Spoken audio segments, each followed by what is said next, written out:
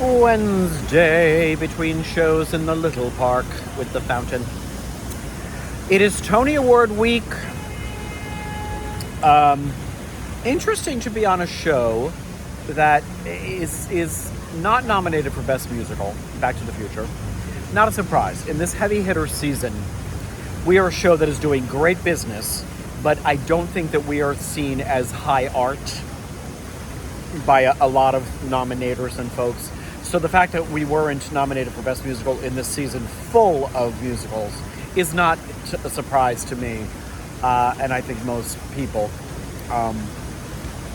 We are nominated for 2 Tony Awards. Our set, which is worthy, it's a phenomenal set, and what we're doing technology-wise is really quite impressive. So that to get a nod for that is I think justified very nicely. And Roger Bart for featured actor in a musical. I'm thrilled he's nominated. I've said this. His work is phenomenal. Roger's great. I'm thrilled for him. He ain't gonna win. See, here's the thing. There's a revival of the musical Merrily We Roll Along, starring one of the stars in a featured role is Daniel Radcliffe. Yes, the Daniel Radcliffe. And most races, most people looking at this, most speculators are saying, oh, Daniel's going to win. Because his 2 co-stars, Jonathan Groff, leading actor in a musical, Lindsay Menzes, featured actress in a musical. I think she's in the featured category.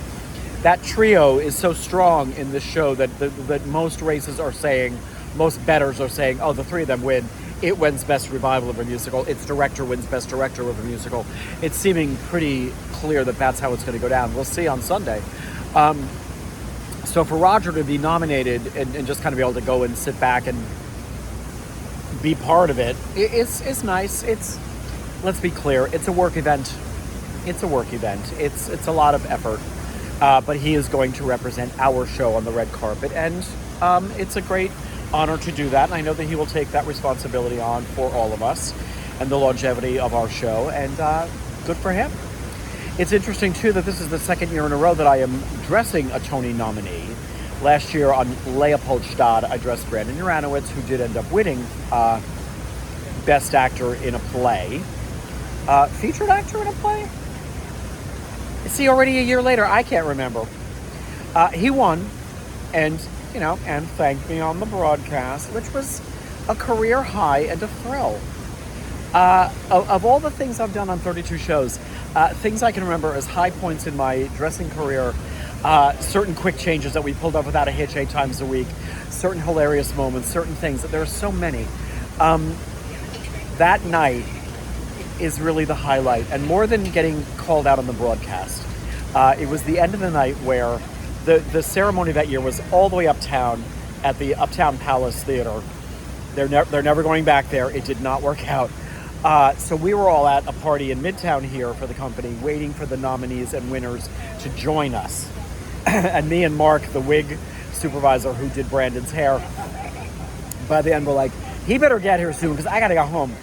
So we said, we're going outside on the sidewalk where people were congregating as people arrived and passing around Tony Awards, holding each other's Tonys. It was fun. And we're going to wait for his car to show up, and we're going to be the first people to race to his car to like greet him and get the hell out of here. So sure enough, we're waiting, as rented cars are driving down the block. We're like, is that him? No, that's not him. Is that him? No, that's not him. He arrived.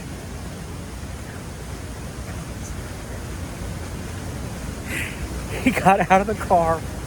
His family's piling out behind him. His husband's piling out behind him.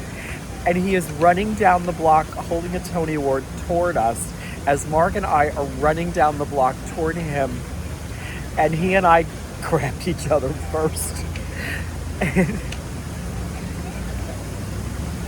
wow. It was so... And then there's 30 other people on top of all of us just hugging. It was so special to have seen him over that finish line to do that. That's the highlight. I can't imagine a moment in my career that can top that. Surprised me, and it's not that it's downhill since, but to be dressing a nominee this year who has people watching him, but without the pressure of you're the front runner, which Brandon was. It's just a different story. So anyways, we don't have to worry about performing this week. A lot of shows are doing rehearsals during the day of the cut version they're going to do of what are we presenting on the awards. Going uptown later this week to the new venue at Lincoln Center they're using this year to perform, to rehearse, do the show, rehearse, do the show. It's a big fucking week. Well, nominees are probably still the last of the nominators are coming to watch your work and vote for you or not. It's a lot of pressure. And we are sitting outside of that. So that's kind of interesting. The other thing is when it comes to winning, losing Tony Awards, it could matter for the longevity of a show. There are shows that need a big win in a big category for the longevity there. And there are shows that probably their run won't be as long as they had hoped because they didn't win Best Musical, they didn't win Best Score. Time will tell. But that's always part of the game every season. And then after the Tonys is when we start seeing things like, well, is that going to stick around or is that going to go?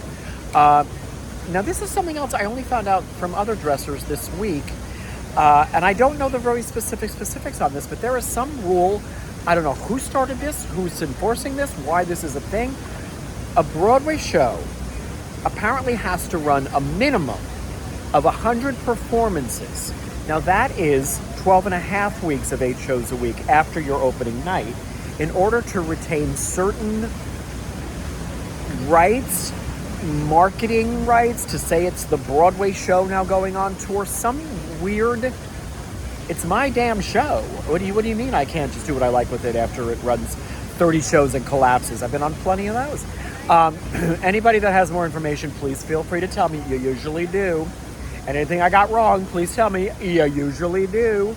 But we do know of one show that has been losing money ever since they opened in April. They've not made money 1 week. And we're all sitting back going, how deep are their pockets? And we all understand they're going for the long game of, if we go 100 shows, we will retain certain rights to market ourselves. And this is the show. I'm not going to name names. It's not my news to tell. But I think it is a show that will tour very well. I think it will play regional theaters very well. I think it will have high school productions and cruise ship productions. I think it is a show that has to make it only 100 shows on Broadway, and then within the next 5 years will be a show that is a money-making property. The point of this story is we understand that they are having a company meeting tonight before their show. And honeys, I've been there. This company meeting is not to say, we're doing great, we're getting more money, keep your chins up. It's not that. I've been through more of these company meetings. On occasion, I've been through ones that we were like, oh, here's the closing notice. And they were like, actually, no, but we're saying it's not going well, but we want you to know that we're going to keep plugging away. Well, don't get us all in the room to tell us that. Just go plug away, please. Because here's the thing. I want to teach a class on how to give a company meeting speech for closing notice. No producer gets up and says, which is what we want them to say, we tried our best, we're proud of the show, however, we are closing this Sunday, next Sunday, on the 23rd. Whatever the date is, tell us that first. We are all sitting in the auditorium or standing on the stage waiting to hear, how much longer do I have a job? That's all. Then you can say how proud we are, how hard we work, how great you all were, blah, blah. You can go on and on and on. But if you're saying that first, none of us are hearing you. Because all we're wondering is, how long, when am I unemployed? Will you please just tell me? So, by the time I get home tonight and post this, I have a feeling there will be news on Playbill.com and all the other sites that a show is getting their notice tonight and going down. And that's the showbiz. I've been here back, forth, and sideways on shows of just Tony season. We got ignored. We closed. We closed before there was never even a chance we were going to get to the Tonys or.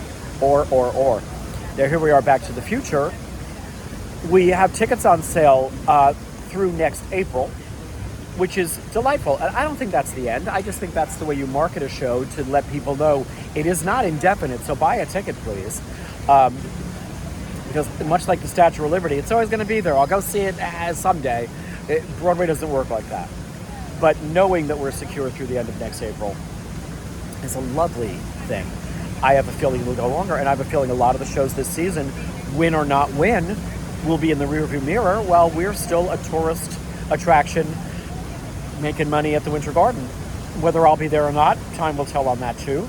I don't have a plan to move on at this point. I don't have a reason to. I love what I do, and I love my guys. So that's 10 minutes plus on the Tonys this week, and it's just it's interesting to be kind of in a sitting back position this year. I know we're going to have a company party that people in the company are planning. The producers are not throwing us a party. We're not nominated, so they're not spending the money on that, which is, they don't have to do that. It's a lot of money. But we're going to have a get-together, which is the way I like to watch the Tonys, with my friends. I'm going to wear the same exact outfit I had on last year when Brandon won. And Roger will go up to the ceremony. He'll do his thing, then he'll come down and join us, and we'll all be thrilled for him representing us. And if by some fucking strange, crazy miracle he wins, wouldn't that be amazing? But I don't think anyone's holding their breath for that. And it's nothing to do with his work. It's to do with the work around us. So anyways, there's your story for a Wednesday afternoon. And I'm going to go do the show again. Broadway.